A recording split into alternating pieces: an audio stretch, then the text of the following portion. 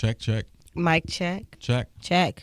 What? Oh, you're on mic too. What Give me my mic, bitch. That was Huh? No. What? You starting it or me? Oh, you're typing. I didn't know you were ready. I'm actually ready. Sorry, let me finish typing this sentence. What's the deal? What's the deal? What's the deal? What's the deal? What's the deal? What's the deal? Yo, what's the deal? What's the deal? What's the deal? What's the deal?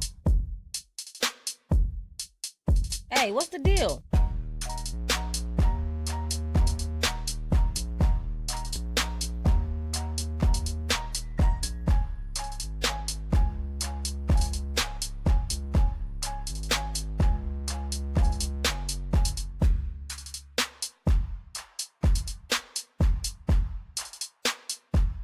What's good, everybody? I'm Steve Discourse. What up, y'all? It's your girl, Jay Callie. Back again with What's the Deal? It has been a crazy week, fully loaded, chock full of stories. And today we're going to take a lead from the Professional Journalism Handbook and give you wall-to-wall, front-to-back coverage of nothing but Jussie Smollett. Uh-oh.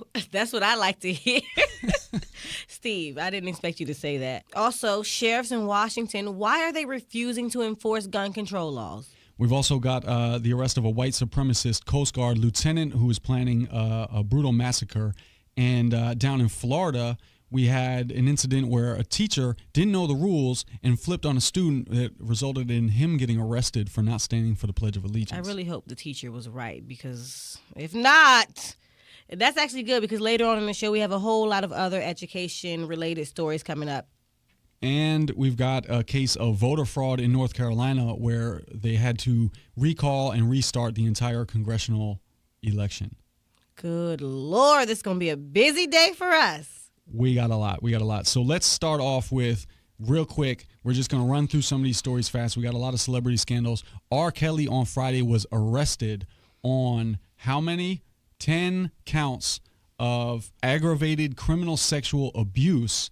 It's a class 2 felony, whatever that means for you lawyers and legal junkies out there, involving 4 of his victims of all this sexual abuse. So that's big. And the only thing I have to say about that is shame on the generation ahead of me, because these, rumors about R. Kelly have been going on for a long time. Yes. Since I was in middle school. I'm 34.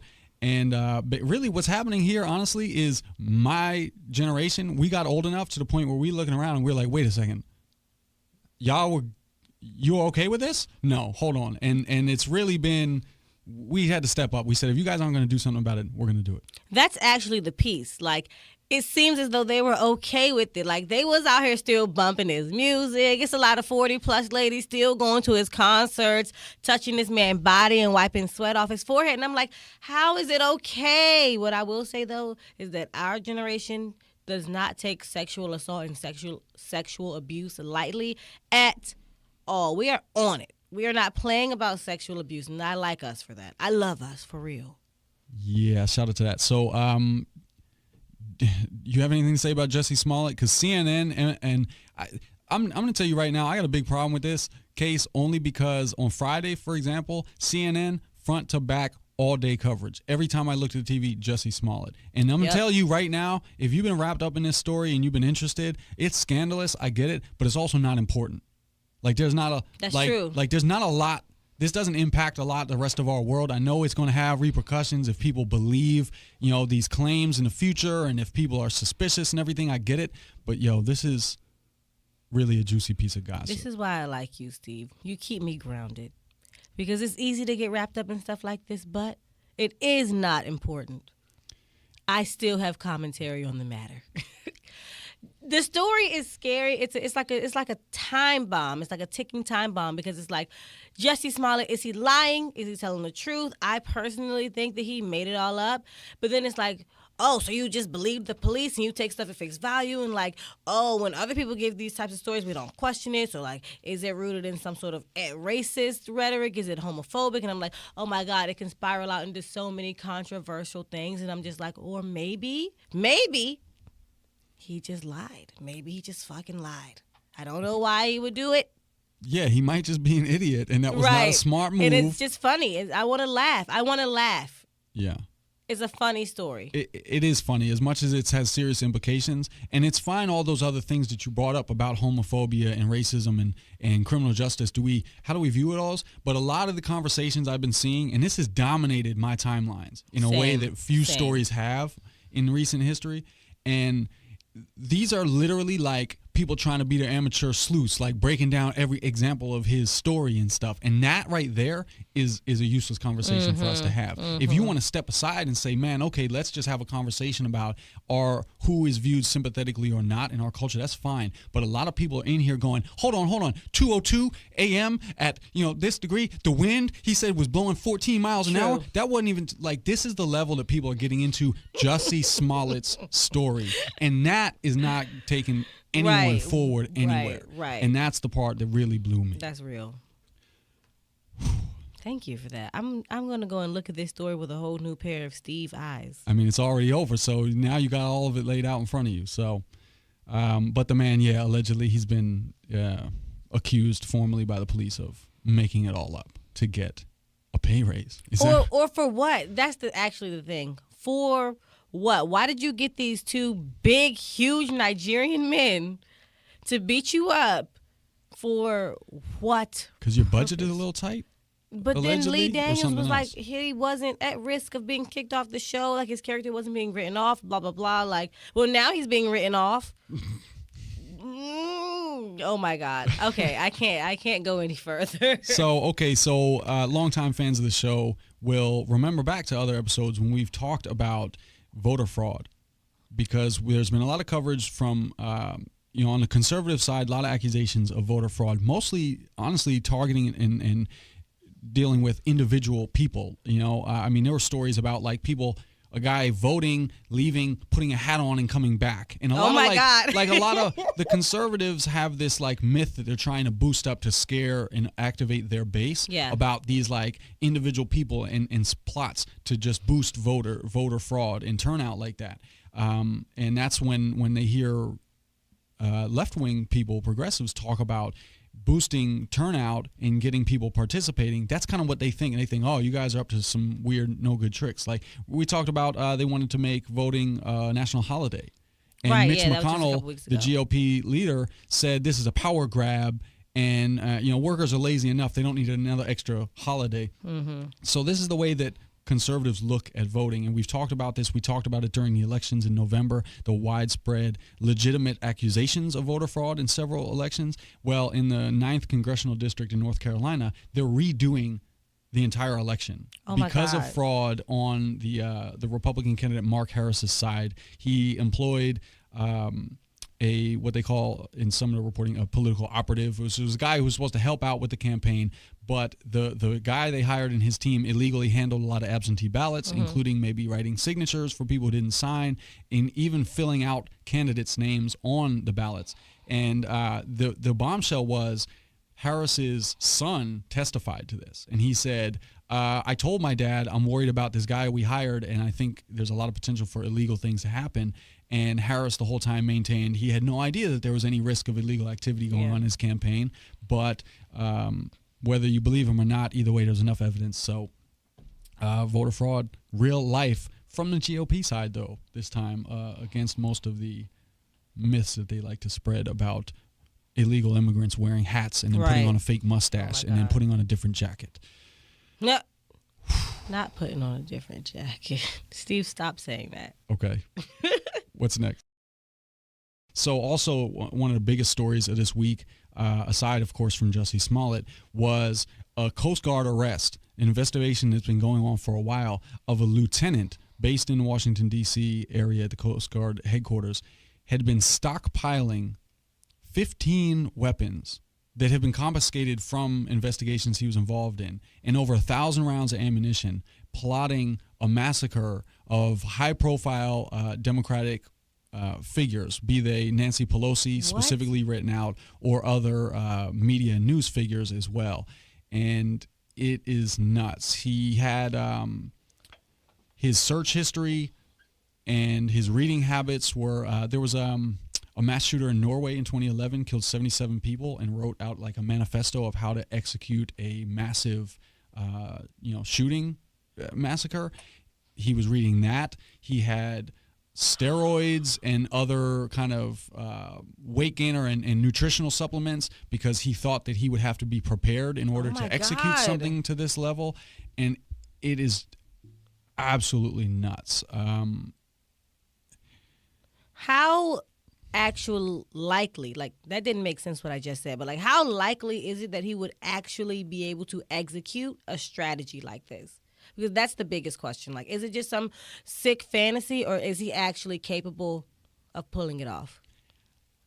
I mean, it seems like he's capable of it because, I mean, they have internet search history. They have a trove of email drafts that he was not sending, but that he was writing and saved in his draft box on his email that showed the mindset, the hopes and dreams of possibly how it could happen, what he could do.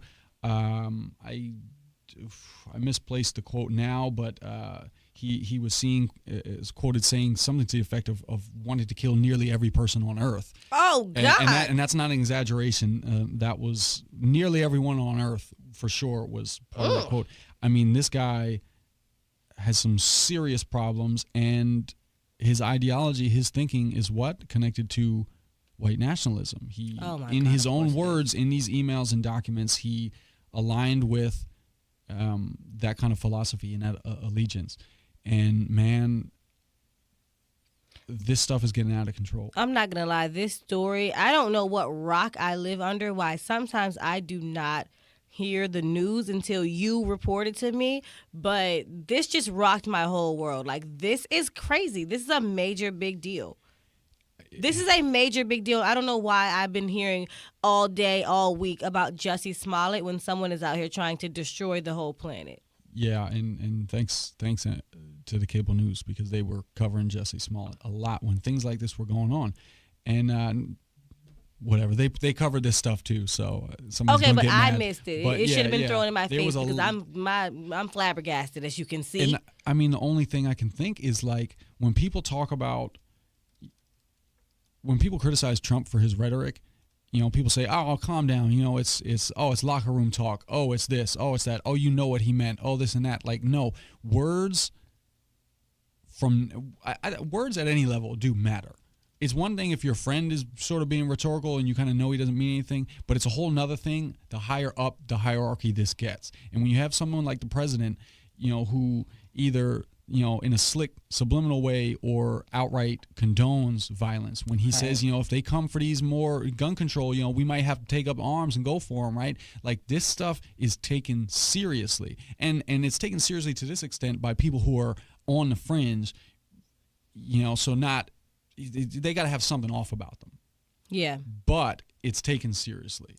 And, you know, we've seen a rise in hate group activity, hate speech, hate crimes since Trump has been ascending as a political figure during the campaign and now as president. And this stuff is real, man. Like, it's really, really real. And now you wonder why politicians beforehand, you know, you hate the way they talk. They never exactly say anything, but they're saying something and they're probably lying. Well, I'd rather politicians talk like that than say a bunch of wild stuff off the handle and get this kind of reaction. Mm-hmm. Right? And so, but we got a story that's going to follow up on this about gun control legislation. So what do you got for us? So up in Washington State, there are at least 20 county sheriffs who are refusing to enforce the gun control laws there that have already been passed.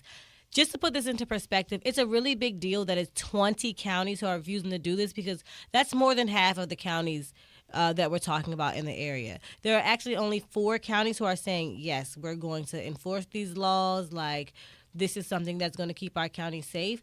The laws basically are saying that regular people should not have access to assault rifles and other like major weapons of like mass destruction. I'm being dramatic, but it's true. And so overall, back in November when all the voting and the conversation came up, this law was passed. Like, people should not have access to these weapons. We're going to enforce it. If we see it, there's going to be consequences.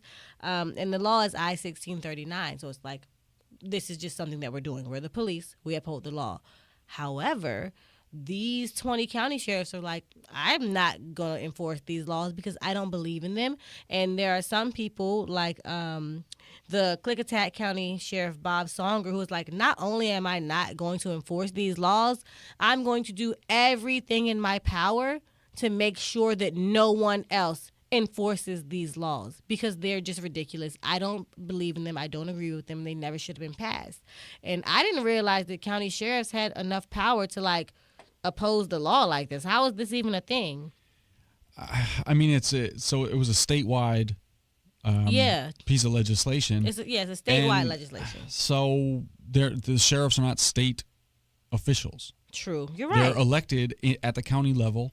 And so just like, you can say, all right, we know marijuana is a federal crime, but locally in the state or wherever, we're just not going to arrest people for these misdemeanor things. Like you have a little bit of wiggle room, I guess, and leeway, and you're probably open to some kind of legal challenge or legislative challenge or something. But and for a little bit of context too, I think in a lot of ways, politics in Washington State is divided between the rural and the urban populations.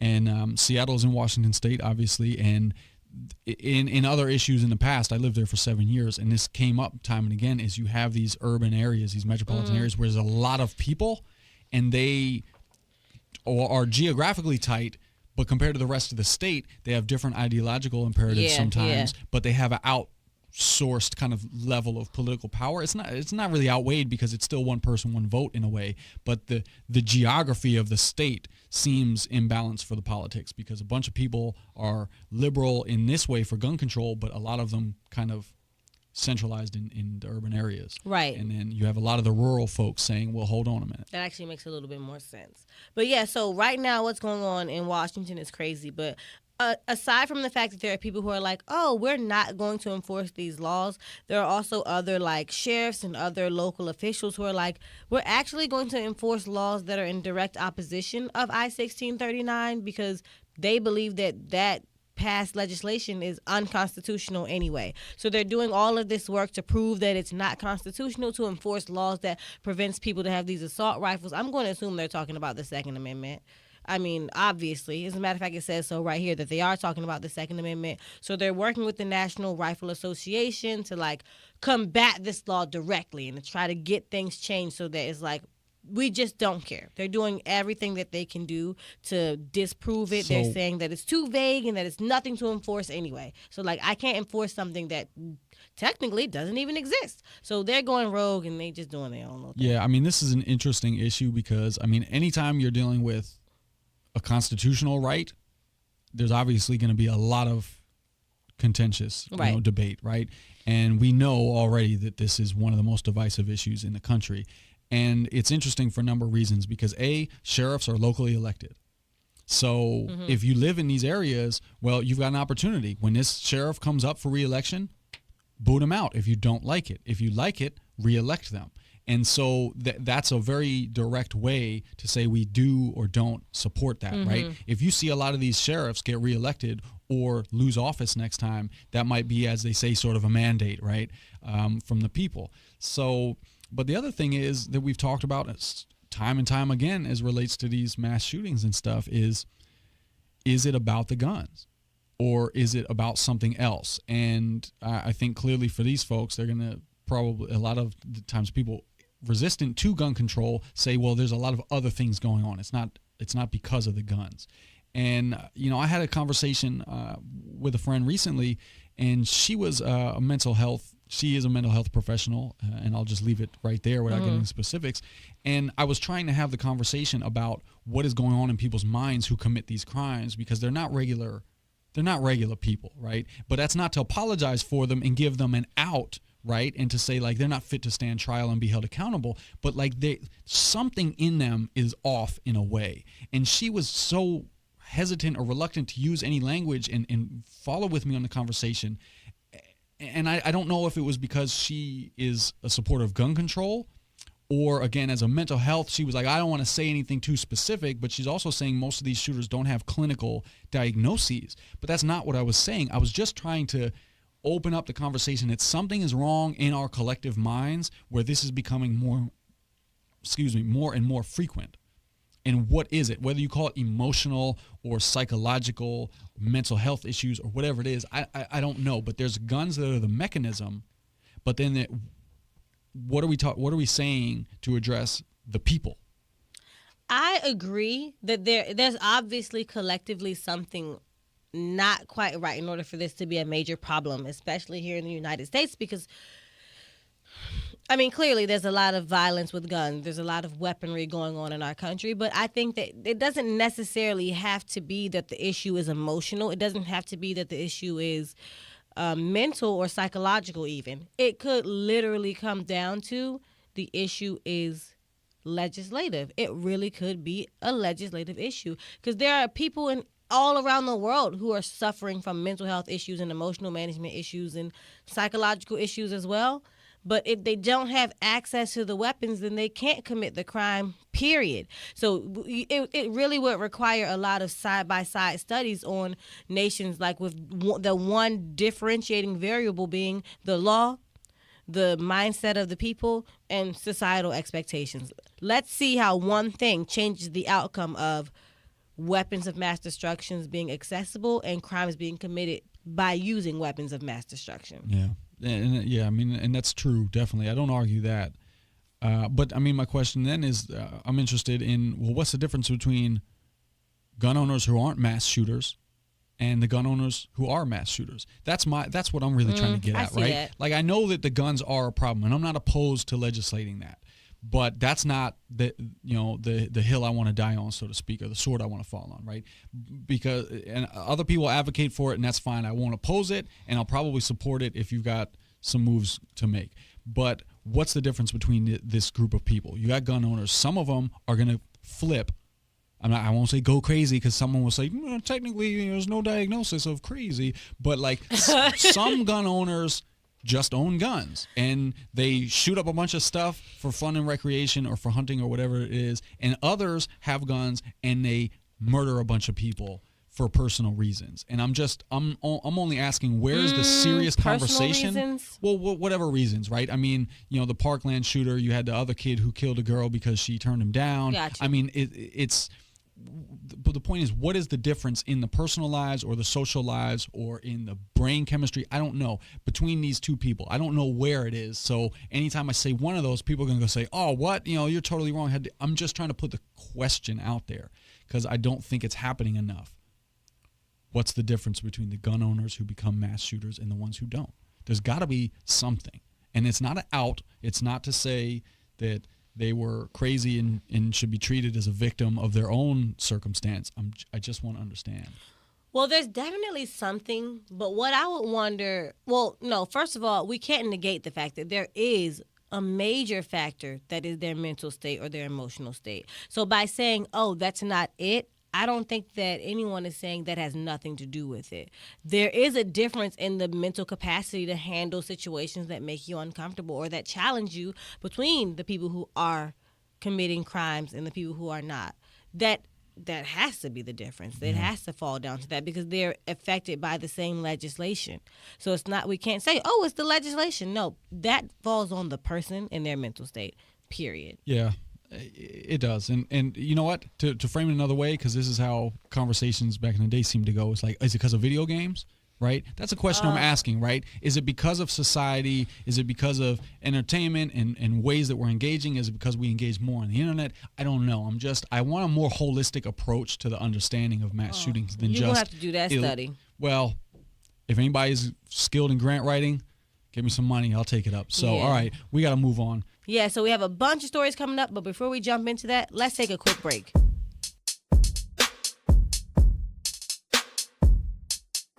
While we're on this break, we want to remind you, do not forget to share the podcast. Share it to all of your social media platforms, your Facebook, your Instagram, Twitter.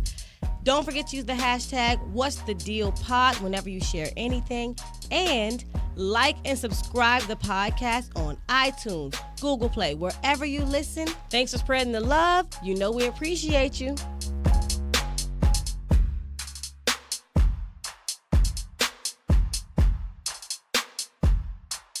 All right, we're back from our break. You already know it's your girl, Jay Callie. Steve Discourse here again. So in Florida, a student 11 years old, 6th grade, was arrested. A teacher claimed he refused to stand for the Pledge of Allegiance.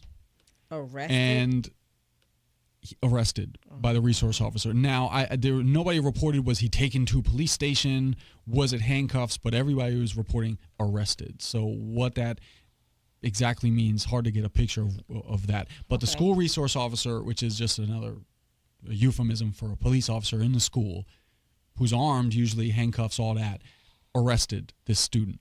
And man, there's a lot to unpack here because what was I saying earlier about rhetoric? And words are important, right? And almost every single piece of journalism I read about this framed it in the way of, I pulled up some of these headlines. Things like 11-year-old student arrested after refusing to stand for the Pledge of Allegiance. And all this language, even in the articles, frames it as if it was the student's behavior that was the cause of the problem. But this kid, 11 years old, all year has had permission from the parent in the school to not stand. He has not stood all year. This was a substitute teacher who didn't know this student had permission and who didn't know the rule in general was that with permission, this is okay. And that's where all the journalism has messed up. This has to be framed that a teacher has really attacked, for lack of a better word, this student. She accosted him and confronted him. This was not an 11-year-old's behavior. This was a teacher's misunderstanding, and she initiated and incited this whole conflict. So, I mean, it's there's so much that is wrong with this story. So he wouldn't stand. She confronted him, and somehow this woman, who's a full-grown adult, thought it was all right to go toe-to-toe with this kid in like an ideological debate.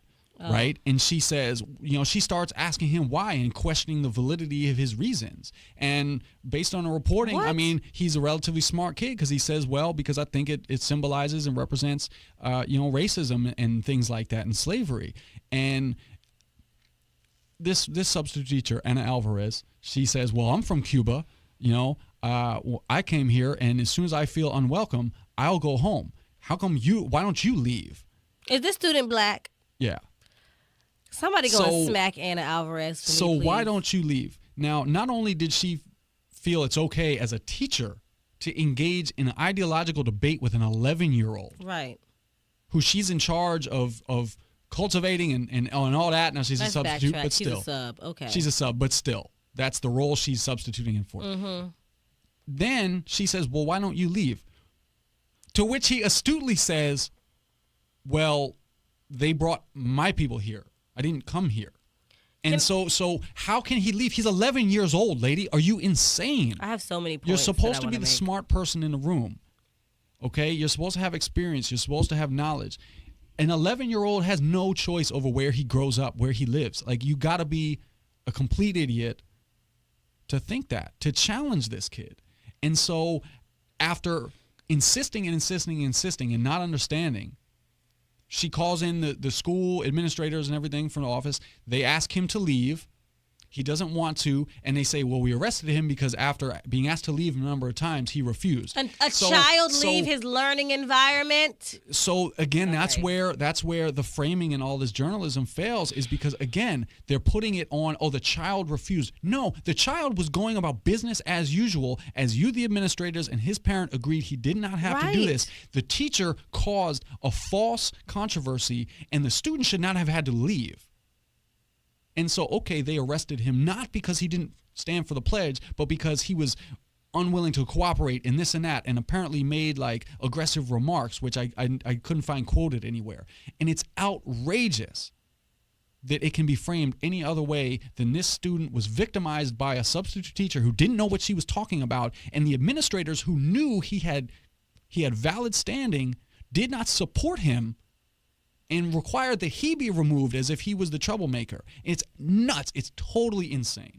Outrageous. And so we've got this issue. We talked about the school to prison pipeline on this show before, which is the idea that classroom misbehavior is being turned into criminal behavior and leading kids into the criminal justice system, which can ruin their lives and future prospects going forward from here.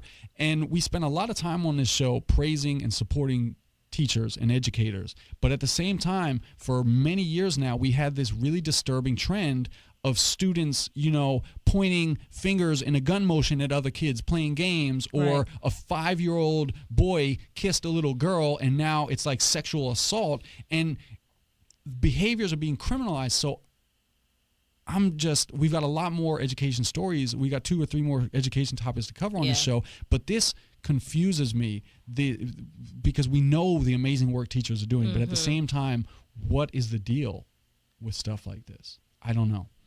I'm actually sitting over here and I'm legitimately like mad at this whole story. Like I have a lot of things that I want to ask about it, but my thoughts are getting scrambled because I'm getting so frustrated at how absolutely abysmal all of this is. There is zero reason for that child to be asked to leave or removed from his learning environment in school when that is what he was sent there to do. He was not sent to school to pledge allegiance to a flag. He was not sent to school to stand up. He wasn't sent to school for that. So if that issue is large enough for him to not receive his learning for the day, it absolutely is not. There's no reason for that to be a thing.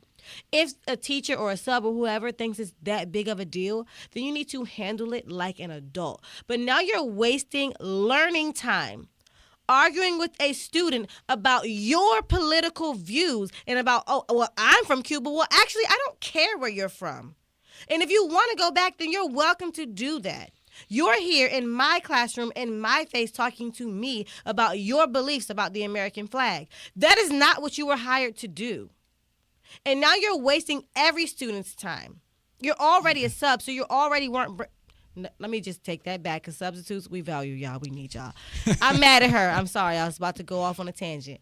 You're already wasting enough time as it is. And I'm wondering, like, what in this whole altercation are the other students thinking? They're just Because sitting there. they know, they're like, my man never stands. And I'm never wondering if stands. they're saying this They is know. what we do every day. And I'm sure, because it doesn't matter who you are. If you go into a classroom and disturb business as usual, every kid is going to go up and be like, oh, no, that's not what Miss Callahan does. We do it like this. Every day we do this. And subs are like, well, I'm not your teacher. Yeah, but the okay. kids are going to let you They're know gonna check. what we normally do. So I know everybody in there was like, well, he never stands. He why doesn't you have tripping? to. So then it's no longer about you saying, hey, kid, you're trying to break the rules. Now it's just about, I don't agree with what you're doing, so I'm going to argue with you about Right. it. And I'm going to call the resource officer, and I'm going to have him remove you because you've gotten me personally upset. And my thing is, the school administrators who were called in should have found a way to say, listen, you misunderstood the rules. This kid is straight. As the adult in the room, we're going to need you to compose yourself and figure out a way to get over this That's and continue exactly the what rest of the should class happen. period. And they didn't. And that's what infuriates me. Asked is this child to leave. the administrators knew he was solid, and they Right. should have supported him. And it's like going back to a conversation with Brandon Fry about experiences in the school, in the classroom. When trauma happens to students in or around the classroom, and this happens to school shootings as well, when the trauma happens there, it's hard to go back to business as usual. Very. Right? And this isn't on the level of a school shooting, but this kid had to go through and deal with this, right? And now he also was facing. Reporting said that the case was dropped against him for making a scene or whatever. Duh. But Oh my God. But the parents, his mother and her representatives, legal representatives or something, said it's technically not closed because they said they'll drop it if they agree to some kind of mediation or program for the kid to just kind of step through some stuff. And that's why are we there wasn't making a it to be lot a of problem with the reporting kid? in depth about that question mark in this situation, but it's really nuts. And so we've got a whole seesaw of education stories to go through. We've got a story about school policy in Arkansas. All right, y'all. So this is actually a little bit of a crazy story. Down in West Memphis, Arkansas, their Representative Alan Clark is proposing that, I have this great new idea to raise literacy rates and to raise reading scores in the state. We will cut lunch funding for the schools of the kids who are struggling to read. This is really going to boost morale. Like, I haven't been able to wrap my mind around what type of human being thinks that not feeding children is going to be like, we ain't going to get no lunch today if we don't learn how to read. I don't like it. Wrong, Timmy. No more pizza for you. Like, what? Yeah, like, so are you incentivizing lunch, which is like literally the kids need it to survive. You can't incentivize lunch. There is no correlation between literacy and funding. There is no correlation other than the fact that this is a punishment. It's not even an incentivized thing. It's not to boost morale. It's really a punishment. And so he's like, oh, well, in real life, I'm not going to say that schools with kids who are struggling to read won't get lunch funding. Only the schools whose test scores are going down. Like, if the scores are decreasing, then we'll make the money decrease that goes towards their school lunch. I mean, that's wild. And however he wants to frame it and try and add a little flair on the end of it to make it not what it is. The point is getting kids who need lunch, food, and how they read or don't read are completely separate. Right. They both happen inside the school building, but this should never be these are two separate conversations. It should never overlap and intersect by any means. Never. And you just got to wonder, again, like what is happening in the minds of conservative politicians and leaders and legislators that something like this makes sense. And to me, it's just so political. It's got to be, to use a word I just attributed to Mitch McConnell, it's got to be like a power grab because there's got to be other things going on, right? And we know a lot of teachers have been striking and demanding better pay and resources and everything, which we're going to talk about a little bit later. And we've talked about in the past. And that's where I feel like this is coming from. There's other things at play. And he's trying to make a political maneuver to put pressure somewhere because this is a conversation that just doesn't make any logical sense. And it is political, but it also seems like he's clearly not new to the scene of like proposing ridiculous things and having people get upset because, of course, he's getting a lot of pushback both from teachers and from parents of kids who go to these schools. And his response to that, this is a quote. Now, this is a quote. I got it from CBS News. So, Alan Clark, if you didn't say this, talk to CBS. Don't come at me. He said, I am not new to controversy. You don't get anything important done without confrontation and taking a few knocks. Seeing that Arkansas children can read is worth a few bruises. Bruises to the children's stomachs, bro. Right. Like, that's the only bruise. Like, why are you coming for their stomach? There are no bruises other than the fact that now your state will be full of now kids who can't read and are also malnourished. Right. Great job, Alan Clark. Yeah, well, so it's not all heartless and irrational. So what's going on in Minnesota? So the state of Minnesota is trying to switch over to full service schools. Let me just like iterate how dope Minnesota is for this because I've been wanting to see education reform in this way for a very long time, and it's dope to see somebody jumping on board, taking the ball, and running with it. Just for those of you who may not know what a full-service school is, it's basically a place where kids go to learn. They get all of their educational needs met, but they also get like healthcare service at school. They get family care services at school. They get dental services, mental health services. Like when they say a full-service school, it's like all of your needs will be met under one roof. So specifically, I was recently reading a story about a school down in St. Paul called St. Paul Music Academy. They're already a full-service school. So when you walk in, basically what you'll see, you go to the front office, and it's like, okay, the principal's office, the AP, the nurse. But then it's like, oh, there's a dentist office in the school, in the front office. There's a therapist. There's a school counselor. There's a social worker. There's a literacy tutor right there for the kids who are struggling. There's actually a few literacy tutors. There's also like a big family center where the kids, all of their siblings, and like even like other members of the family can go and like get social service needs met, like energy, housing, public assistance. Like all of that stuff is available inside the school building, and my mind is blown that this is happening. And Arkansas is like, what lunch? You don't need lunch. Right. So lunch is a perk. So is this, do you know if this is an attempt to help like the performance in the class, or they just know that their students have these other needs and so they're going to take that on as well? Because that's what the Arkansas thing was, right? Like the scores are bad, so we got to do something to impact that. So is that what's going on here where they say we need to improve performance, or? So I'm going to explain something here, and this is for everybody who may or may not get it. This is a twofer. It's because these kids have needs, and you want to acknowledge that, like, on a human to human level, I care about you. Like, when you're an educator, you care about those kids in a way that is just like your heart swells. You feel so in love with them. You just want to do all that you can to help. So I think that a big piece of it is just truly wanting the greater good for the people who you serve. However, it is affiliated with like their educational needs needing to be met, because think about Maslow's hierarchy, right? Food, shelter, water, these are someone's basic needs. It is at the bottom of the pyramid of Maslow's hierarchy.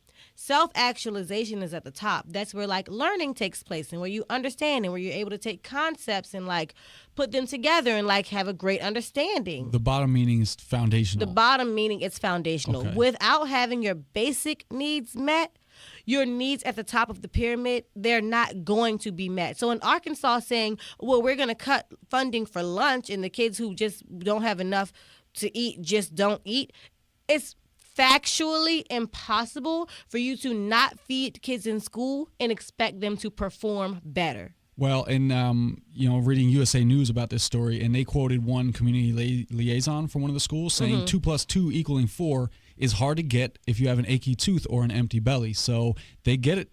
They get it up in Minnesota. Precisely. That in Arkansas is not being connected. Yeah, so I'm sure that in Minnesota they see the correlation and they're like, well, if we really want kids to perform well, we have to do more than simply just teach them. We have to acknowledge that they're coming from situations that physically present their brains from being able to understand the concepts that we're presenting to them. So if we truly want them to perform at a high level of achievement, we have to meet all of their needs at a high level.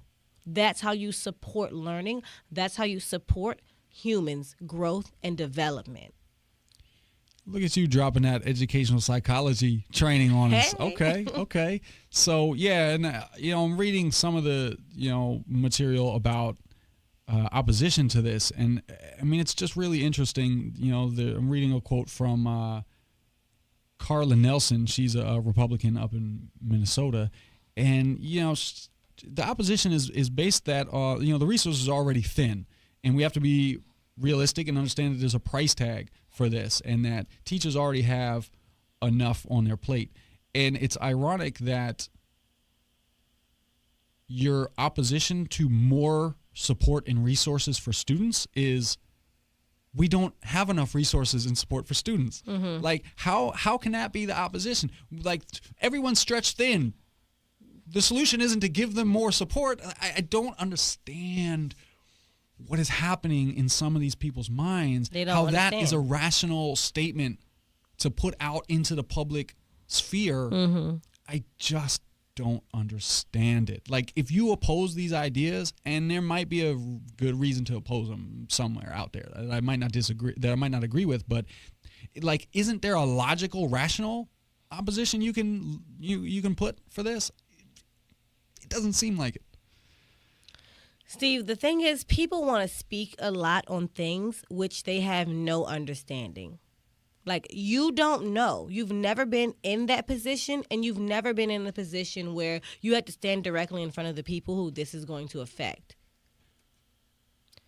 And when you do have to stand in front of those people, like I said earlier, you develop a deep level of compassion and love and empathy for them, which I really want to use to roll into the next story, because now in Oakland, there's another teacher strike. So earlier in the year, there was all these strikes happening where educators were demanding more for themselves, but really they're demanding so much for the students that they serve. And I wanted to make sure I pointed out that, like, every time I hear about a teacher strike, of course, one of the reasons is we're not getting paid, because everyone knows teachers don't get paid. But then when you go deeper and you look at the list of demands, most of the things that these teachers are requesting, or that, like I said, are demanding, are for their kids.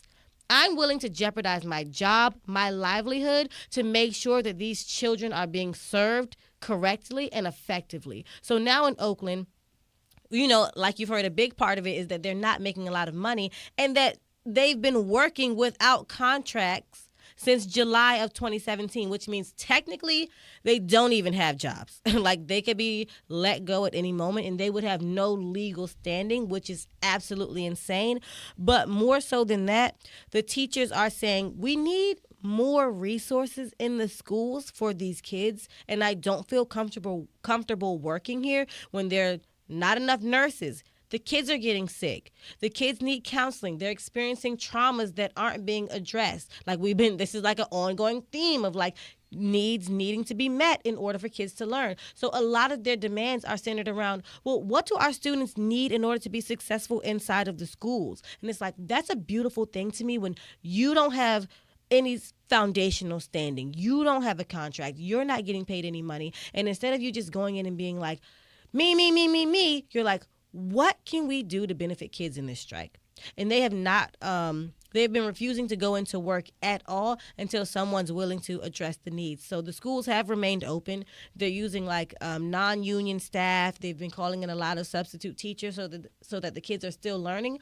But the teachers are like, we actually aren't going to buckle on this. You're going to do what we need you to do. And there is a lot of mobilization from students and families out there as well to support them. Yes. And I mean, we've talked about, the school district in Colorado that said, look, if the community and the state or the county or whatever is not going to support the resources that we need, we're going to go down to a 4-day school week because that's just what we have to do. And that's kind of a different tact in a way, but it's a bold strategy because something's got to give, and these conversations are so important, all the conversations we've had today and that we have every week, because especially coming up for the 2020 election, which is sadly already, a big topic on the news 2 years ahead, or 1 year ahead now, but almost 2 years because it's November 2020. So anyway, let me not get sidetracked on that.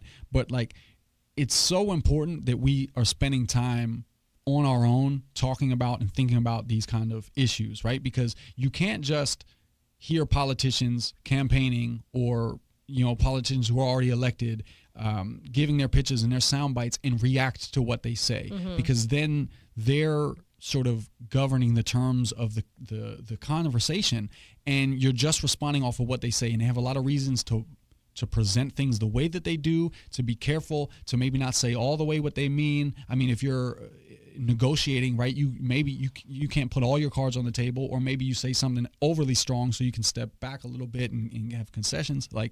But that can't be the basis of our political conversations, right? Because they have their personal agendas, because they want to get elected, they want to get reelected, whatever it may be. So we got to be spending this time going deep into these issues to really understand the A's, B's, and C's, all the mechanics and inner workings of it, so you know where you stand on the issue. That way, when you hear politicians say something like, free college tuition, you can't develop your opinion on that based off of what they're saying. You have to already be coming from a strong base of knowledge, so that when you hear them say that, you know questions to ask, you know what to be skeptical about, you know what won't sit quite right with you. But we just can't let those sound bites and those public statements be the basis of that conversation. Right. And that's why we go in depth like this, that we do on all these issues, because we need to have that knowledge on our own. So that is what the information is being filtered through.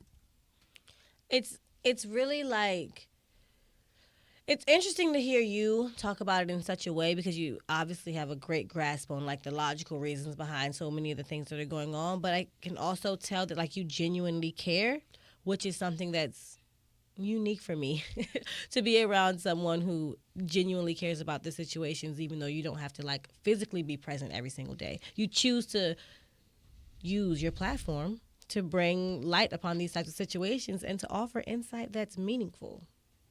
And that comes from the connectedness of it, right? Yeah. We make a lot of connections from one topic to another, whether it's just a seamless transition or whether there really is like a genuine overlap or integration from seemingly different topics. And that's why it matters. We got to understand how all of it is related. It matters. And it's not easy to do. So you're going to have to keep tuning in here to What's the Deal every week to keep staying on the ball. You're lit. Hey. they already doing that. They're already doing that. They love us. Thank you so much. Like, we really appreciate the feedback we get every time a download is clicked. We love it. We really appreciate that. So keep sticking with us. And until next week, I'm Steve Discourse. I'm Jay Callie. That's the deal. All right, people, thanks so much for tuning in another week. What's the Deal podcast? You can follow us on social media At Steve Discourse. and you can catch Jay Callie. It's Jay Callie, ITSJAYCALLI. We got to send a big shout out to Clifford Cartel for composing our theme music. And wherever you listen to this, make sure you subscribe, Family, subscribe, write us a review, share the podcast, subscribe to it wherever you listen. share it with your friends, family, your loved ones. Heck, share it with your enemies. We don't care. Just help us spread that word. We truly appreciate it.